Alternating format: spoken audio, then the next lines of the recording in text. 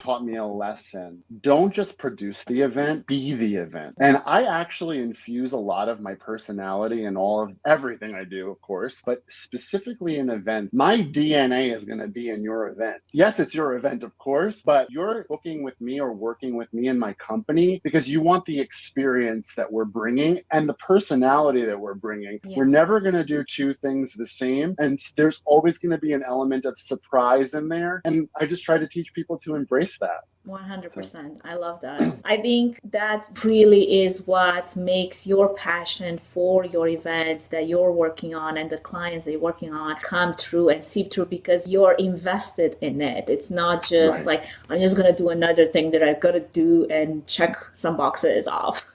I won't do it anymore.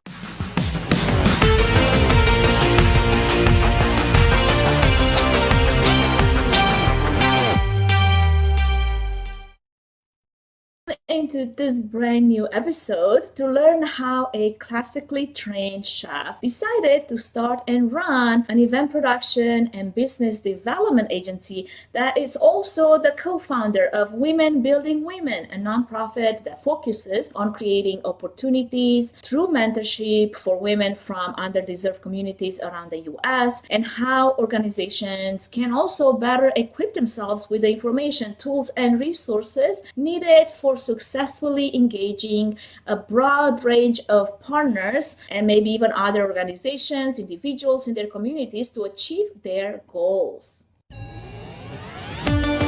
Thank you for listening to the Events Demystified podcast.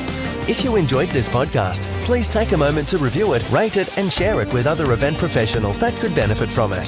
Connect with us on social at Events Demystified Podcast. We would love to hear from you and what you're up to.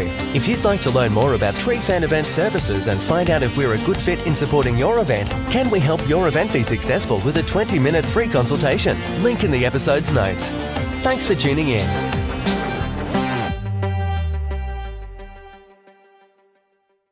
Hello, my dear friends. Welcome to another episode of Events Demystify Podcast, your one-stop shop for tangible, technical, and production planning advice, practical advice for anyone in the events industry. Today's podcast episode is sponsored by Trifan Events, and I am your host, Anca Trifan. On the show with me today, I have Frank Carlisi, co-founder and event producer for the ExV Agency. Born and raised in the Bronx, Frank brings the New York-centric style of creativity and humor, I would say, to the events industry in Atlanta, with an elevated attention to detail and a strong focus on creating unique experiential events that leave an unforgettable and uplifting impact. Frank has worked with some of the largest international firms in the world and has shared his event planning strategies with startups, emerging businesses, as well as individuals looking to elevate their brands or social needs. His goal is to continue to uplift and empower as many people as possible through his unique event strategies, creative thinking, and dedication to building lasting and authentic relationships with everyone he works with. And I already have an inkling that we've set ourselves for success here, and we're right onto that part of building this as a relationship, because I love connecting with Frank just pre-episode during our conversation. You can learn more about Frank via the link in the episode notes, and in the meantime,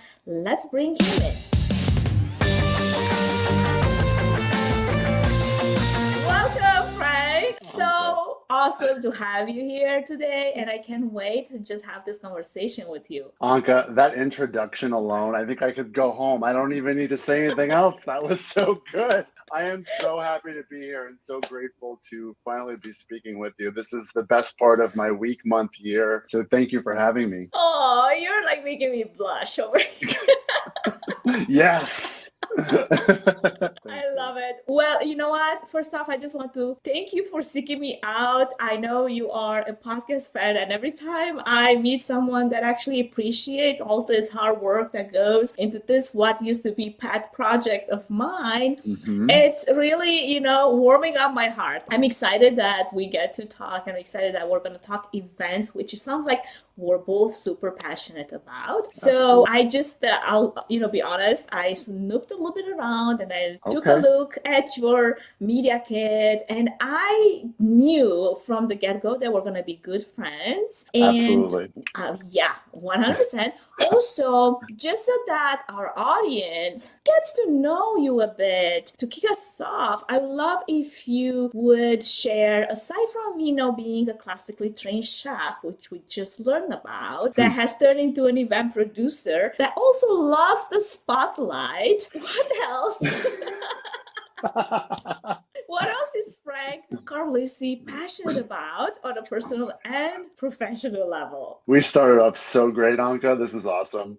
First of all, the spotlight, I think I became a chef so I could stay in the kitchen behind closed doors, and here I am today. I don't know how any of this happened, but here we are, and I'm grateful we are. I am passionate, honestly, and this is something that I learned during COVID. I'm passionate about good content. I learned that good content is something that is so beautiful when done properly. And as event producers, as planners, as anyone in our industry, we're always looking to create that experience, that content. So I challenge myself every day to basically ask myself the question, what is an event? And to me, today is an event. Creating beautiful content is an event. So I'm just passionate about content in every shape and form. Yeah. I love that. And what about on a personal level? Come on, bring up the personal stuff. That Peloton bike we're talking about. We got a Peloton bike. I'm a CrossFitter. I was just telling Anca about a class that I took. I just absolutely had the best workout ever. I'm passionate about my two little puppies, Spike which and you Gypsy, saw in the picture, guys. Oh, do you have them there? I don't. They'd be howling, screaming. I'm sure they'll break in the door soon and start barking because they want me to feed them. I'm passionate about working with underserved communities as well. That's a big part of what we do at the ExV Agency and our non-for-profit Women Building Women. I'm a comic book nerd. I have X-Men sleeve tattoos on my body. I love just consuming anything. As an event planner, we have such a huge box of crayons to color with, and I'm always drawing inspiration from television, media, TV, film, and of course my comics. So yeah, that's it. Well, Frank, you started your career as a chef, and you honed your creative skills into more operational, logistical, and technical skills in order to bring people together and build your agency and your brand. All the while, a pandemic was raging on. How'd you do that? Oh, wow. That's such a great question. I became a chef because as a young boy, my grandmother would tell a story about how she'd be cooking a big Italian dinner, and I would go and I would take food and walk around, butler pass hors d'oeuvres at the age of 4 to our entire family at a party. So food has always been in my DNA. It's just something I always loved so much. You cannot be Italian and not love food. Let's be honest. I mean, you're ousted from the family if you are. Forget it. So I became a chef because of my love for food, but also my passion for bringing people around a table to share a common experience, which is literally the definition of an event. I owned my own catering company for about 7 years in Westchester County, New York, sold it. And then when I was making my next move, it was really the next natural progression was to become an event producer, because I was still chasing that feeling of wanting to bring everyone to that table, to that event, to that experience. So that's what I did. And during COVID,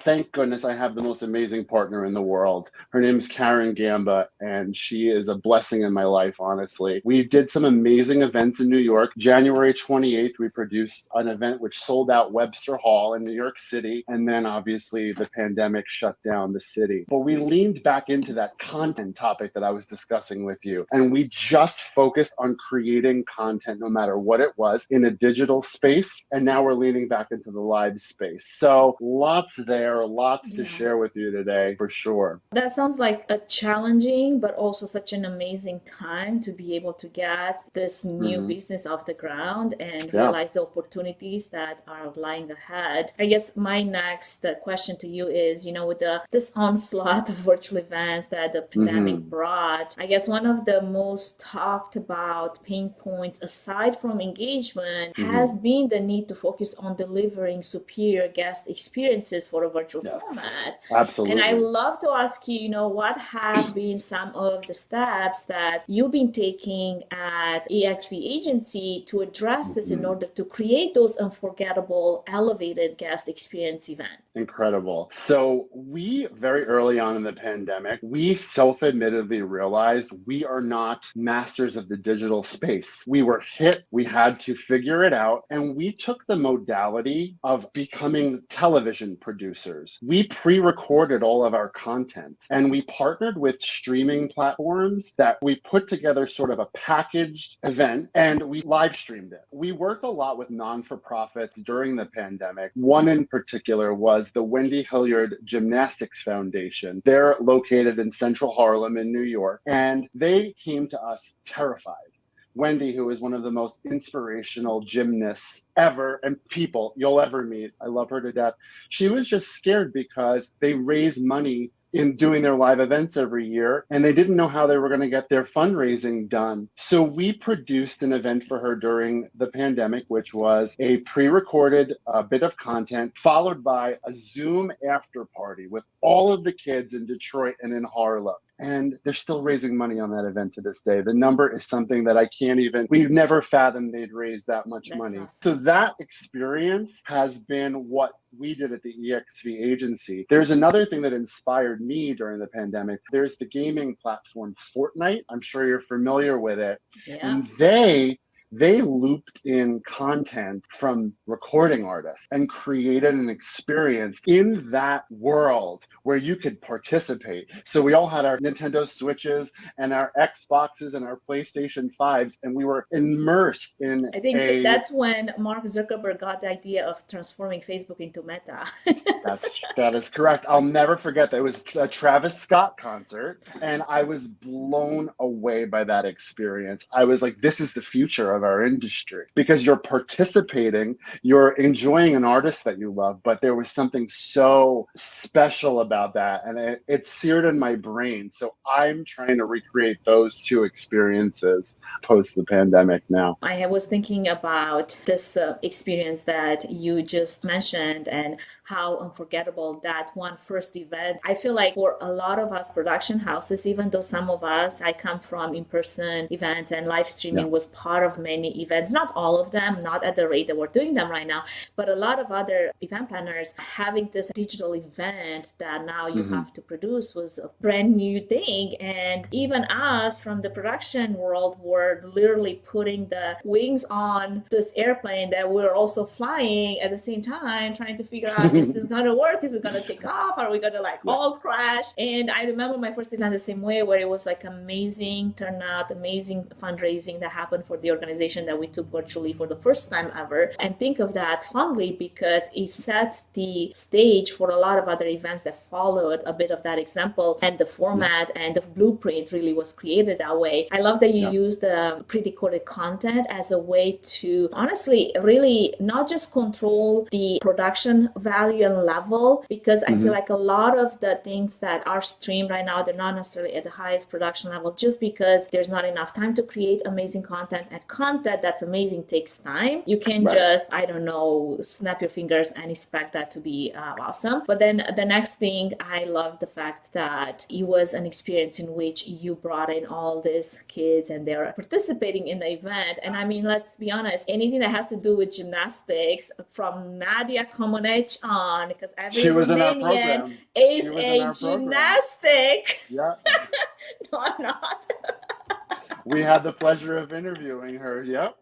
Absolutely. She You was know awesome. that brings joy to my heart because gymnastics have been like a huge proud moment for us. But to piggyback on my previous question, in your experience, are there any internal processes that you need to adjust because they're somehow hindering the delivering of some of those experiences? How did your competitors handle the same challenges as you were in this new space that you were creating for yourself? That's a good question. I think the hindrance to success, especially in that sort of time frame we were all working in, honestly was personal hubris from what I saw. I think people tried to qualify themselves very quickly, as we do. We're event producers, so forward facing, we always have to have our stuff together. We can never show our cracks. And I think the issue for me, what I saw was that we were trying to extend that same sort of mentality in this new world. I personally was never afraid to say I don't know how to do something.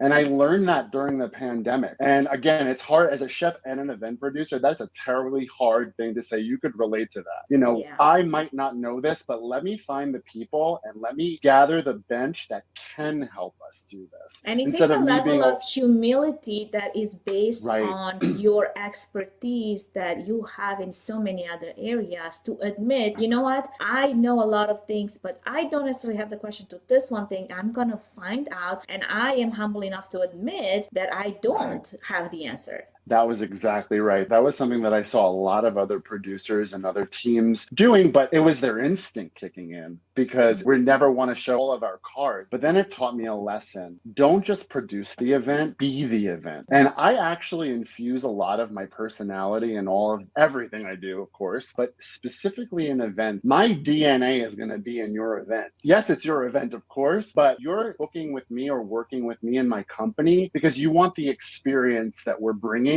and the personality that we're bringing. Yeah. We're never going to do two things the same. And there's always going to be an element of surprise in there. And I just try to teach people to embrace that. 100%. I love that. I think that really is what makes your passion for your events that you're working on and the clients that you're working on come true and seep through because you're invested in it. It's not just like, I'm just going to do another thing that I've got to do and check some boxes off.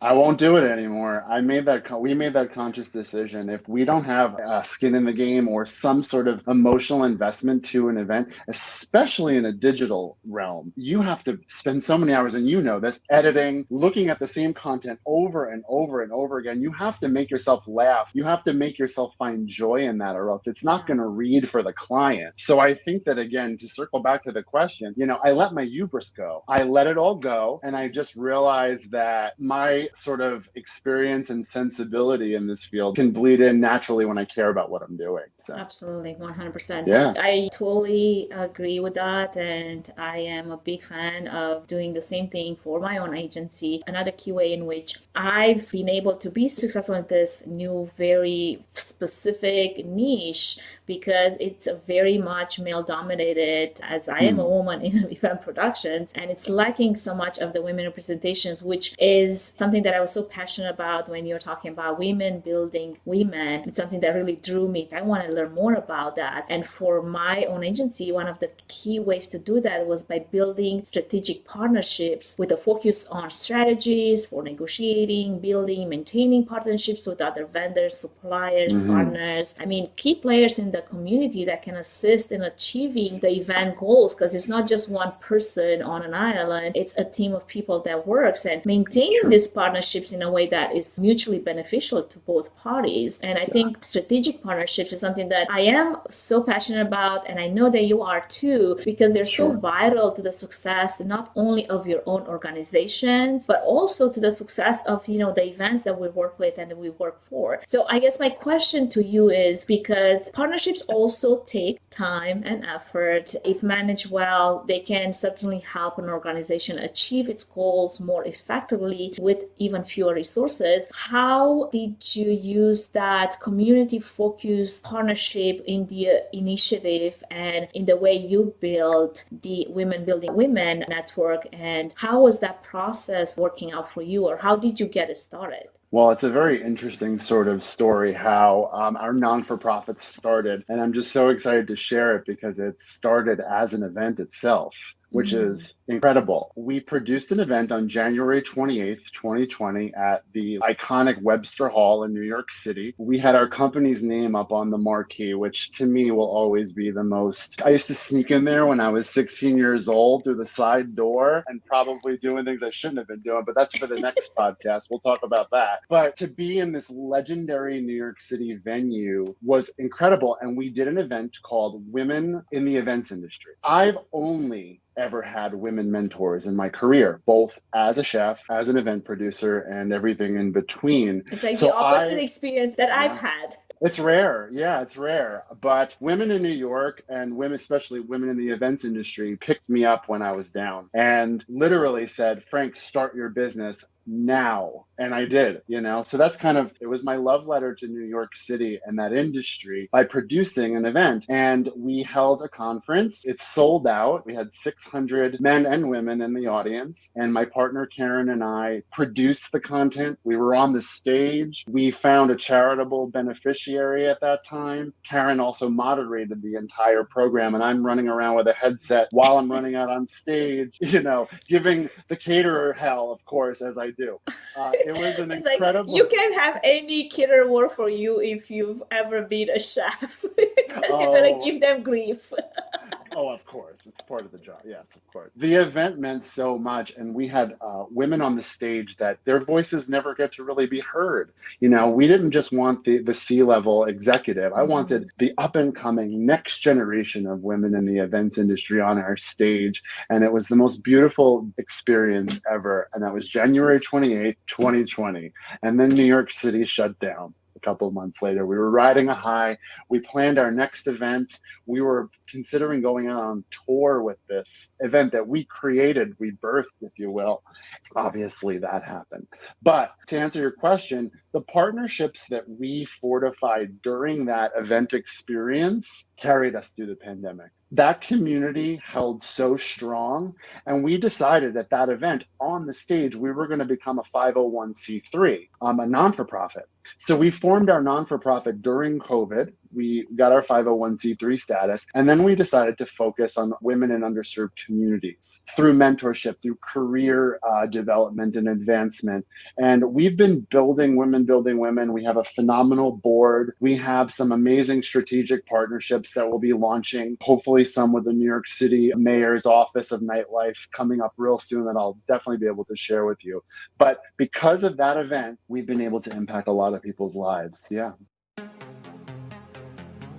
Before we move any further, I wanted to give a quick shout out to our main sponsor, Trifan Events, which is a boutique event planning and production agency that will come alongside you, offering personalized event planning and technical support, strategic event design, production and technology management, and flawless execution for live, virtual, and hybrid events. The team at Trifan Events is passionate about planning and producing event experiences that get people involved with true moments of interaction, engagement, and co-creation, while offering white glove treatment throughout the entire planning process, enabling you to reach your event goals with the use of creativity, production tools, and event technology. Find out how Trifan Events can plan and produce your event become memorable. Go to trifanevents.com.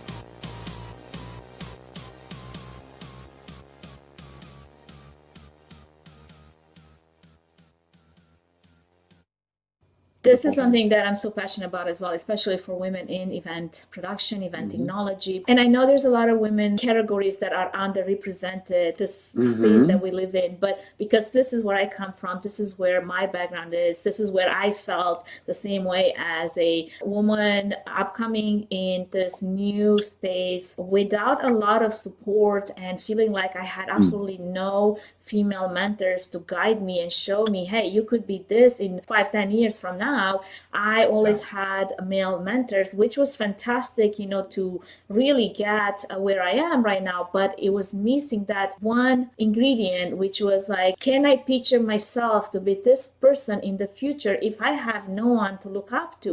And I had to make it up for myself as I went. I'm like, I'm basically building this roadmap and making all the mistakes, and it might not look very pretty. It's actually quite messy, but I'll get there even if it's harder. Now, what if instead of like struggling this way, we could have the blueprint and we can make it happen for more women to actually have access to the resources and information and the knowledge, and not to do all the stupid mistakes that Anca did, so that they can build themselves into this space. So I'm super passionate about that. And the fact that you have this organization, I'm actually curious if someone wants to tap into it, learn more about it, how do they find it? Like, I want to put it out there so that it's a resource for a lot of other women that need the support that the organization provides. Oh, thank you. Thank you so much for that. First of all, we are online. We're at women, WOMEN, BLDGwomen.org. That's our URL. And we'll be launching a fund very shortly, which I'm excited to share. We'll be benefiting women in the nightlife space that have been really impacted by COVID through grants, through mentorship programs, through career placement, and everything in between. We're partnered with a wonderful organization called NYC Nightlife United. This year, we'll be starting a grant that'll be really making an impact. So I'll send you some more information on that for sure. But right now, we can be found online. Awesome. Well, Frank, let's get into our next round of questions, which is actually the rapid fire questions that I'm very passionate about because it's super fun and you don't know what I'm going to ask you. So this is going to be exciting. I can't wait. So the first thing that comes to your mind, that's when you need to let out. No filter, okay? So you better be ready for it. I have no filter whatsoever. This is going to be easy. Go ahead. I love it. Okay, the perfect client is? The perfect client is kind, open, cares about what they're doing, and lets us create together. The ideal partner is, and I'm not talking about life partners, although, hey, side note, no, just kidding. Well, don't let my actual partner hear me say that because he'll kill me. I know. I feel like you're getting yourself into a lot of trouble, Frank Carlisi. We need to get you out of there. So let's just keep it on the event ideal partnership. Okay. Someone that speaks my language, I think, is the ideal partner. And is that Italian? Is that English? Okay. Well, it's English, of course. It's a little bit of broken Italian, but meaning if I say something in a pop culture reference from a 90s movie, they get it right away. Or I'm feeling like this song would work really well here and I hum it. We were discussing this earlier. This is what I need. And they just get it. And I'm blessed. I have to say I'm blessed to have partners like that because my brain could be a very crazy place to be. And when I can get that out and I can grab the idea and someone could help me get there, it's pretty special. I feel like most creative people have that issue with the brain being a little, all kinds of places and like organizing it in something more focused so that you can grab the idea. It can be a challenge. Very challenging, absolutely. But the idea is there. I know this is a direct quote from Elizabeth Gilbert. She did a TED Talk, but I'm going to go there anyway. She said that the idea is not inside you. It's out there. It's in the air. And if you can grab it and get it down, you have a certain time frame to grab it. So that's all. I'm very cognizant of that in my thought process. The idea is there. I'm just the channel to get it from the idea being up there onto the paper. That's kind of how I live my life. Okay, the most entertaining virtual or hybrid event has to have sound effects and graphic effects and just turn them all on. A bleep cursing and bleeping it out, songs and all that good stuff. Sound effects. Yeah, those are the best things. Adding accoutrement to your digital event, for not to use a chef term, but the mise en place that you use to produce a digital event, there should be so many beautiful colors involved in it. It makes it more important and more special. I love it. What is the best virtual or hybrid event platform that you've worked with and why? Two come to mind. One is it's a crowdfunding platform called GiveButter. They're this beautiful technology that really allows non-for-profits to fundraise while an event is happening on their streaming platform. They have every modality that you would ever need to maximize your fundraising efforts. And we partnered with them during the pandemic on multiple events, and they have been such a key to our success, and we're great partners that we actually produced one of their award shows for them, and that was a lot of fun to do for them. But GiveButter, and if you don't know them, look it up. And then there's another platform right now called Meet Virtually. They pair experiences with a virtual event. So if the content brings up wine, you'll have the wine sent to your home, and then you could speak about it during the content. They create these beautiful experiences, and we've worked with them, and they've been a great partner to us as well. So GiveButter and Meet Virtually. Thank you Check for mentioning that. We'll definitely will. Yeah. Now, what is one piece of advice that you were given that you would never follow, nor would you give to someone else? Partners are for dance floors. That was the advice that was the advice I was given when I first, I think I was 19 years old, and I was a waiter at a banquet hall. I was telling the owner I want to start my own business. What should I do? I have some people I like to have as partners. And he said, partners are for dance floors, Frank. Don't do it. And I listened to that for quite a few years. And then later in life realized that it is the opposite of that. A strategic partnership with someone that you can be on the phone with until 3 o'clock in the morning brainstorming with has been the most important key to my personal success and happiness, for that matter, even though I drive all my partners crazy. But that's, again, another podcast. Oh, to have them all on at the same time and just roast me, that would be the best ever. Forget it. Okay, here's the last part. What is one thing that people often tend to get wrong about you? This is where you get personal, Frank. People tend to get wrong about me. I want to take a beat to think about that. I think people tend to think that I am very polished and that I have, for lack of a better word, I have my shit together all the time. You could bleep that one. But no, I think I present to the world that I have this, this exterior that I'm going to take care of everything, that I'm going to make everything perfect for you. But inside, it's not always the case. And we could all relate to this, people in the events industry. So what I've learned, especially during this pandemic, is to be vulnerable, to show my cracks, because that's where all the beauty comes out, I find. So, absolutely. Yeah. Honestly, I feel like the pandemic has taught a lot of us kind of like strong people on the outside, but so soft on the inside, that it's okay to actually show some of that vulnerable side of yourself. And it's okay to show people that you don't always have all your shit together. And it's okay to admit, hey, I have a lot of strength in this areas, but I've also got some weaknesses here. And I personally had to walk a hard line to be able to open up like that, because I've always been taught to, you don't share that with the world because they're gonna roast you if you do, and they're gonna get you, and you don't wanna, you don't wanna risk it. And it's actually been such a journey to realize that the opposite is true, because that's when you relate the most to people, because we all have our stuff and we've all got things that we're working on. So thank you for sharing that. I think that's so good, and I love when people are vulnerable and authentic enough to actually admit that.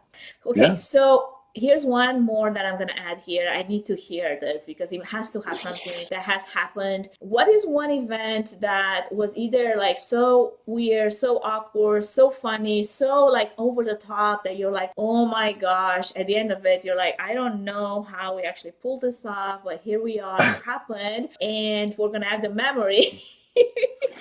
Oh, wow. I have so many. Oh, my goodness. I should pour myself a glass of tequila to tell you the stories that I have.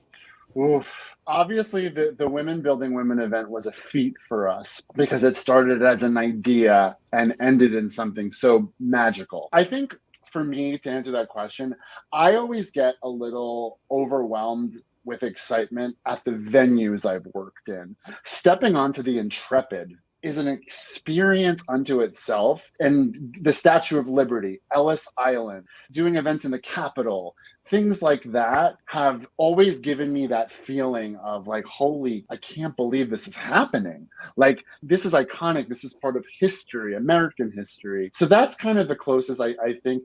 I mean, I've had some horror stories with events where the power has gone out and I'm running around with candlelight and a boombox for a bride's first and groom's first dance. Yeah, that's a whole nother discussion. I love it. Yeah. Well, in closing, Frank, what is one piece of advice that you would like to leave our audience with? Something that you've had to go back to and remind yourself often? So excited to answer this question. I think the number one thing is realize how unique and creative you are and just let it be in your DNA, and realize that we just accomplished so much during this pandemic. The things we've all done in our pajamas, in our living rooms and bedrooms. The ones that did wear a pajama. Well, of course. I'm guilty. No, I personally, I have to be proud of myself at certain times. And as a Pisces, as a Italian Catholic, we don't brag about ourselves. I need to sit back and say, holy cow, you've done some amazing things. And we all have in this industry. And we should all be really proud that we've gotten ourselves and each other through this. And we're going to continue to be better, stronger because of the partnerships we forged. There's no going back now. We have each other, we have our tribe, we have our family. It's just going to be a better environment and a better workspace for all of us. So, yeah. Thank you. Well, thank you so much for sharing this and your insightful tips and knowledge that you have earlier in the top of the hour. And for anyone that I would love to learn more about you, how can they connect with you? Sure. I'm on LinkedIn, of course, Frank Carlisi. My agency, you can find us on Instagram at ExV_events. That's our Instagram handle, LinkedIn, and our website is www.exv-agency.com. And so that everyone knows, those links will be in the episode notes so that we make it easy. You don't have to jot it down and remember all the letters and the things. And in the meantime, I just want to thank you, Frank, for joining me. Thank you for this opportunity of having a conversation. I look forward to actually having another one soon. Maybe we just go off the cuff in the other series. Who knows? Let's do it. It's been my pleasure. I was looking forward to this so much. And the insight that you've been sharing has been inspirational to me and a lot of people I know. So thank you. Thank you so much. Okay, friends, this is it for today's episode. Thank you so much for listening. Stay tuned for our next episode airing out soon. Thank you for listening to the Events Demystified podcast. If you enjoyed this podcast, please take a moment to review it, rate it, and share it with other event professionals that could benefit from it. Connect with us on social at Events Demystified Podcast. We would love to hear from you and what you're up to. If you'd like to learn more about Trifan Event Services and find out if we're a good fit in supporting your event, can we help your event be successful with a 20-minute free consultation? Link in the episode's notes. Thanks for tuning in.